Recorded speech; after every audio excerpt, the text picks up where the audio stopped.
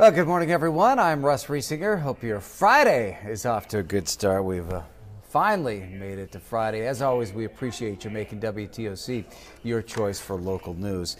We start out with a new report that is giving new details into the suicide murder involving a Glenn County police lieutenant. We're now learning that Corey Sasser killed his estranged wife, another man with a gun he should never have been able to buy.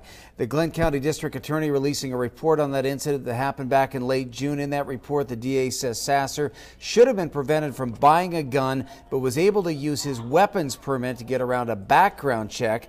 Sasser was suspended back in May, received felony charges when he confronted his estranged wife, Katie. We also learned that he made 2 phone calls on the day of that murder-suicide. Sasser called a funeral home to pay for his own services just before he shot Katie and John Hall Jr. And right afterwards, he called his son and admitted to the crime, apparently. The son now charged with misdemeanor reckless conduct for letting his father be around guns.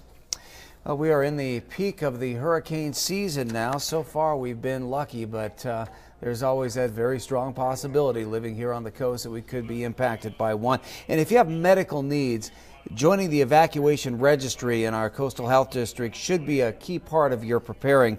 As of today, there are about 100 fewer people on the registry than there were during Hurricane Irma last year. During past storms, area hospitals have made rooms available for medical registry patients, but that's changing this year.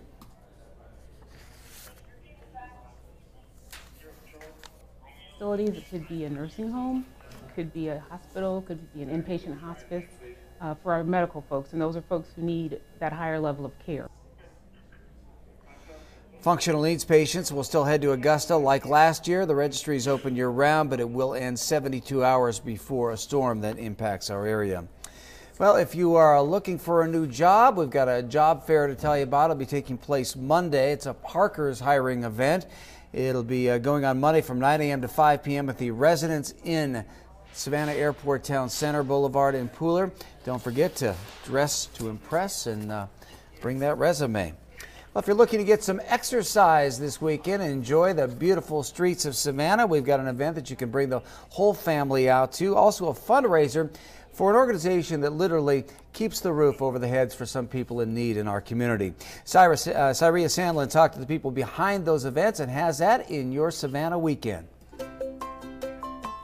Well, this is a summertime version of our annual wintertime ride. We had a tweed ride for many years and said, let's do a summertime version of that. It's the seersucker ride, and you can wear seersucker if you like, or any summer fabric, linen, madras, gingham. You know, we're a 1920s neighborhood. We're looking to embrace this signature 1920s ride and encourage all of our neighbors to come out. This is a day for us to open up the gates to the neighborhood and let everybody come in and enjoy the splendor and beauty that's here. You know, this is for everyone of all ages and all abilities. This is going to be it's a nice light ride, and I think the weather's going to be great too, so please come out and join us.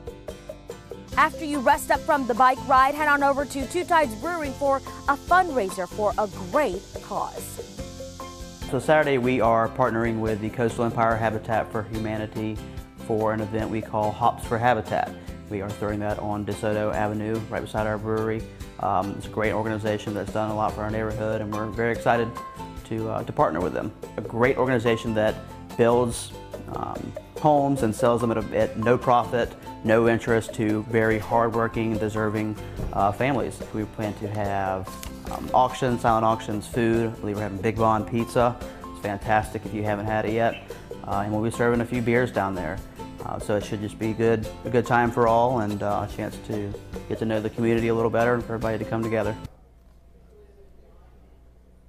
So a lot going on this weekend. We've got all the information for the Hops for Habitat fundraiser and the seersucker ride on the Savannah Weekend app. And don't forget to share your pictures with us. We want to see what you're doing with your weekend. And I'm looking at the comments here. We got a comment from Teresa Brink. She's wondering what's going on with Bluffton schools. We're just getting some information in about that right now. As you can see there, Bluffton and May River High School has been placed on a modified lockdown. This is due to a generalized, non-specific threat that was made on social media. They are locking them down, a modified lockdown, just out of an abundance of caution at this point, and we will pass along any new details just as soon as we find out more. As far as our weather goes, we do have increasing chance of some rain a little later this afternoon, and that's going to carry on into our weekend. Cutter's going to be here at 11 a.m., and he'll have an update on the weekend forecast. Until then, I'm WTOC's Russ Riesinger. I hope you have a great weekend. Thanks for joining us, everyone. We'll see you at 11.